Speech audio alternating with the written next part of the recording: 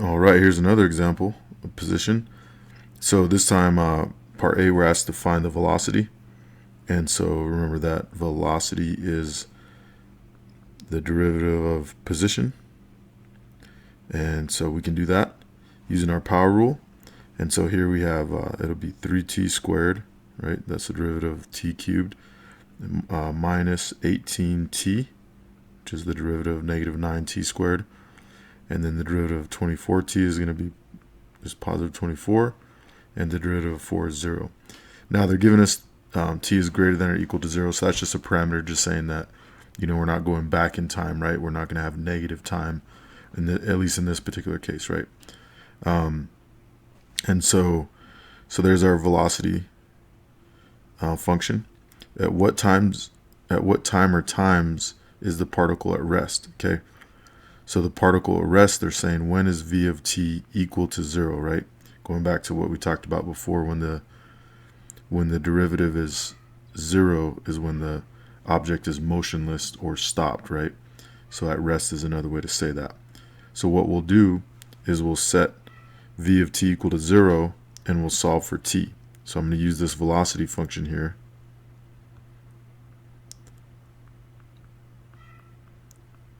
And I'm going to set v of t equal to 0. So then we'll just solve for t. So this is a situation where the last time we did something like this, we did use a quadratic formula. This time I'm going to factor because I see that 3 goes into all these. So I think this will be, or at least I can factor out a GCF and then make it a little easier to factor. And so in this now it is a simple quadratic here. And so I'm going to put a t here and a t here. And I'm looking for numbers I can multiply to get 8 that I can add to get 6. And so that's 4 and 2. Okay, this is the sign of the bigger number, always. And then this tells you if the smaller number is the same or different as the bigger number. So positive means the same. So that means they're both going to be negative. Okay, and so remember that we can do t minus 4 equals 0 and t minus 2 equals 0 and solve from there. But you don't have to show that work. You can go straight to the answer and just change the sign here, right? So you get t equals 4, change the sign there, t equals positive 2. All right, so we have actually 2 times where the particle is at rest, okay? And so, so for part B, the particle is at rest when t equals 4 and when t equals 2. And then once again, they don't give us units, so this may be at 2 seconds and 4 seconds, or it could be at like 2 minutes or 2 hours, etc. All right, so now let's take a look at part C. On what time intervals is the particle moving from left to right? Okay, so from left to right, that means when is the velocity positive, right? So we're looking for when the velocity is positive, and then from right to left, we're looking at when the velocity is negative. Okay, so since we know when the particle is 0, we can find the in-between values. Okay, so for example, if I have this x-axis position going on, or let's call this the t-axis actually, and so we know it's going to be 0 at time equals 2. So let's just put a y-axis here for a second. So at time equals 2, 1, 2, and at 4, those are the places where we have zeros, right? Okay, so that means that the position was not 0 at other places, right? So we want to figure out, okay, what was the velocity here? What was the velocity here in between? And what was the velocity on the right of 4? Okay, so the way you can find that, there's a few different things you can do.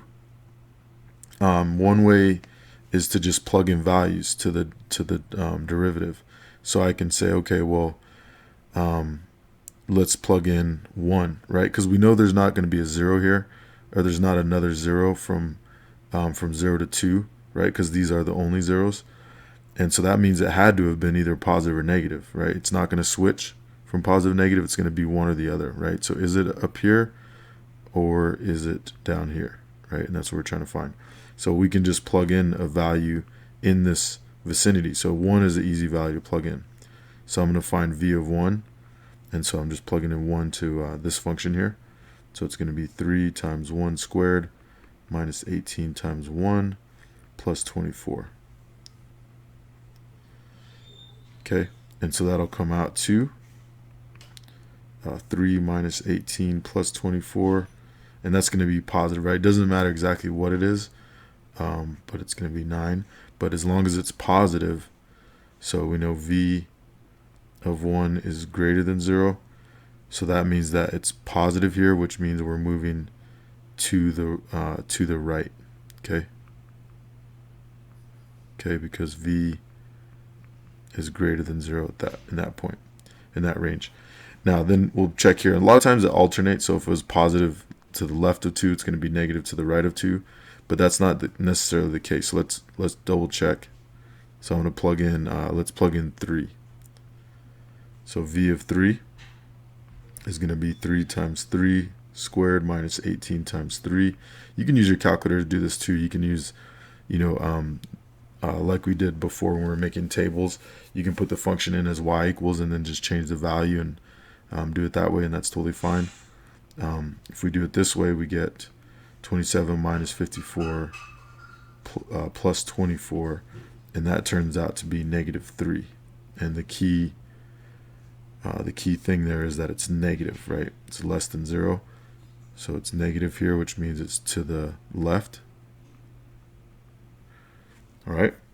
And then last but not least, once again, it's a fair assumption to say that it's going to alternate, but it's not. That's not always the case, once again. So let's just double check. So we can plug in anything after 4. So we'll just use 5. And so it'll be 3 times 5 squared minus 18 times 5 plus 24.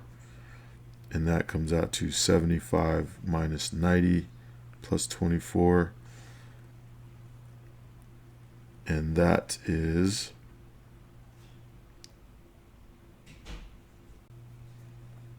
positive 9, right? And the key word there is positive. And so we have positive here, so that means it's going to be going to the right. All right, so when it says at what time intervals is it moving from left to right, so now we can say, we can use interval notation, or you can use inequalities. We'll use interval notation. I'll show you both. So when we're going from left to right, that is we have two intervals, right? So that's from 0, since we're starting at 0, right? So we can say from 0 to 2. 2 is not included because at 2 it's 0, so it's not moving to the right at 2. It's actually at 0 at 2. So it's that. And then the other one is from 4 all the way to infinity. So once again, 4 is not included because it's 0 at that point. And then you always put parentheses at the infinities because those are not included. So that's one way to do it. The other way to do it would be like this. Okay. And then you could say t is greater than 4. All right. So this would be another way to do it. Both those are acceptable. And then right to left is from 2 to 4, right? So 2 to 4, and neither of those are included. Okay. So the only reason 0 is included is because we have t is greater than or equal to 0. So the or equal to means it's included. All right, so that's part C. So now they want us to sketch the path of the particle along the coordinate axis, right? So if we have this coordinate axis here, and this is no longer just like, this is not the position time relationship. This is just like how the particle is actually just moving And so basically, at time 0, the particle is at 4, right? If we plug in 0 for this original position function, starts at 4. So we have this axis 1, 2, 3, 4, 5. So let's say this is 0, and this is 1, 2, 3, 4. Oops. 5, etc. And then this is -1, -2, -3, -4, -5. So what's happening is we're starting out at 4, and then we go to the right, okay? And then after 2 seconds, we're going to start going back to the left, right? So we go to the right, then we stop at 2 seconds, and then we go back to the left for a couple seconds, right? And then at 4 seconds, we stop again. So I went back this way, then we stop again, and then we go back to the right. So it's kind of, and then we keep going right forever, it looks like, because there's no other 0 over here. So that's kind of what the function is doing. So let's just kind of trace again. So we go this way, then we go back, and then we go back like that.